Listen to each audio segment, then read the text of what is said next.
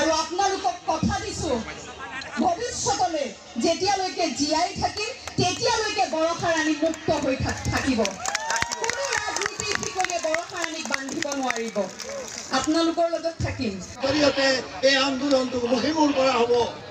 তেওঁলোকক আজি এই মঞ্চৰ পৰা শিৱসাগৰ ৰাইজে কৈছে যে তোমালোকৰ কোনো ভয় ভাবুকিত আমি নতশীল নহওঁ, কোনো কথাত আমি ভয় নকৰোঁ। কিবা হিন্দু বাংলাদেশীকে আনিব বুলি যে ভোট দিছিল সেই কথা মই বিশ্বাস কৰোঁ। আমি ভোট দিছিলোঁ অসমীয়াক ৰক্ষাৰ কাৰণে, বাংলাদেশী প্ৰৱৰ্তনৰ পৰা আমাক মুক্ত কৰাৰ কাৰণে, নিবনুৱা সমস্যা সমাধান কাৰণে। কা অসমীয়াই মানি নলয়, কা বাতিল কৰিবই লাগিব আৰু সেই স্থিতিতে প্ৰতিজন অসমীয়া অটল থাকিব।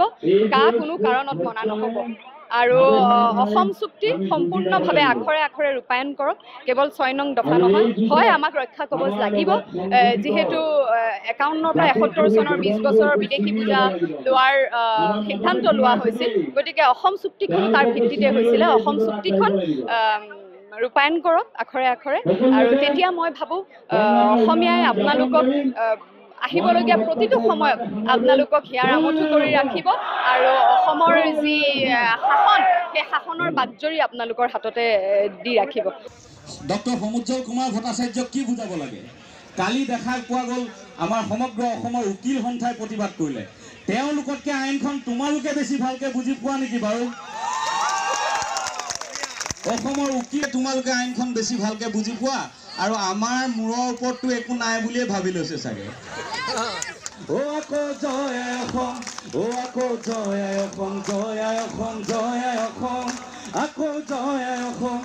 কা বাতিল কৰিব পৰাৰ ক্ষমতাটো মানে কেবৰ পৰা কা হোৱাৰ যিটো পৰ্যায়, সেই পৰ্যায়টোত বাধা দিব পৰাৰ ক্ষমতা অসম চৰকাৰৰ আছিল, কিন্তু তেওঁলোকে নাজানো কিয় কি ভাবিলে তেওঁলোকে সেই ক্ষমতাৰ প্ৰয়োগ নকৰিলে।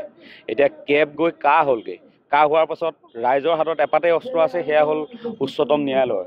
ন্যায়িক যুঁজখন চলিছে। অসমৰ বিভিন্ন দল সংগঠনে, সদৌ অসম ছাত্ৰ সন্থাকে প্ৰমুখ কৰি বিভিন্ন দল সংগঠনে ইয়াৰ বিৰুদ্ধে গোচৰ তৰিছে।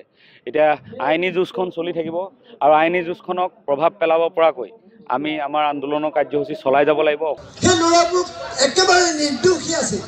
আন্দোলনলৈ সকলো লাখ লাখ মানুহ লাটাফিললৈ গৈছে, তাহাঁতিও গৈছিলে।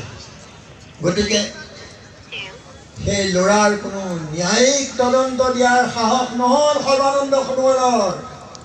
দোষী ধৰিবলৈ তেওঁৰ সাহস নহ'ল এইকাৰণে যে তেওঁলোকৰ নিৰ্দেশত এই হত্যালীলা আৰম্ভ হৈছে আৰু এই আৰম্ভণি নকৰিব।